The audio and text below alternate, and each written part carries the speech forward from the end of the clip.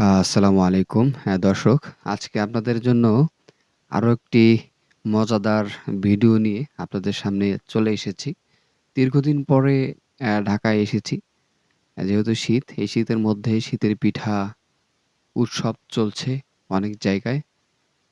তো আজকে আপনাদেরকে দেখাবো এই যে শীতের মধ্যে আপনার চিতই পিঠা যেটাকে আমরা বলি, এই চিতই পিঠা আজকে খাওয়ার জন্য এসেছি। হঠাৎ করে চোখে পড়ে গেল। তো আমরা সেখানেই ব্রেক দিলাম যে আজকে চিতই পিঠা খাবো।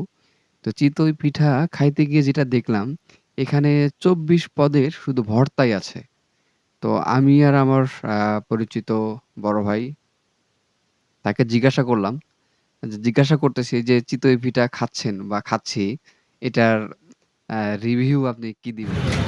এই যে পিঠা যে খাইলেন, পিঠার রিভিউ কি দিবেন? কেমন লাগতেছে পিঠা? না পিঠে ভালো মশলা রসনামি সব মাছের পাড়া এগুলো খাওয়া যাবে না তাহলে তো দোকানদার তো টাকাই চাইবে না আচ্ছা, খাইছে ফ্রি সেটা অবশ্য ঠিক। কিন্তু মানে এমনিতেও পিঠা কি ভালো লাগতেছে নাকি?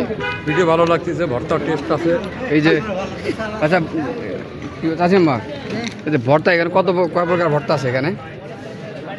এখানে 24 পদের ভর্তা। ২৪ পদের।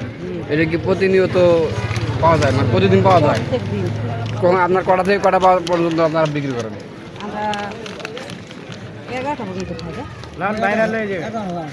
11টা 12টা, মানে সন্ধ্যা থেকে আর সন্ধ্যা 4টে বাজে আজানের পর। আজানের পর থেকে 11টা পর্যন্ত। হ্যাঁ, এদের দর্শক, আসলে ভর্তা, প্রতিটা ভর্তার সাথে আলাদা একটা কিন্তু কি বলে মজা আছে। যদিও অনেকদিন পর ঢাকায় আসছি, ঢাকায় এসে ঢাকার স্বাদ নিচ্ছি।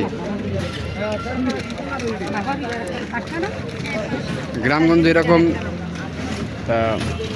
না তৈরি পিঠা পাওয়া যায় না, আর তৈরি পিঠা পাওয়া গেলে এত ভর্তা পাওয়া যায় না। এরকম এখানে কিন্তু অনেক প্রকার ভর্তা আছে, আমি খাচ্ছি অনেক টেস্ট আর কি।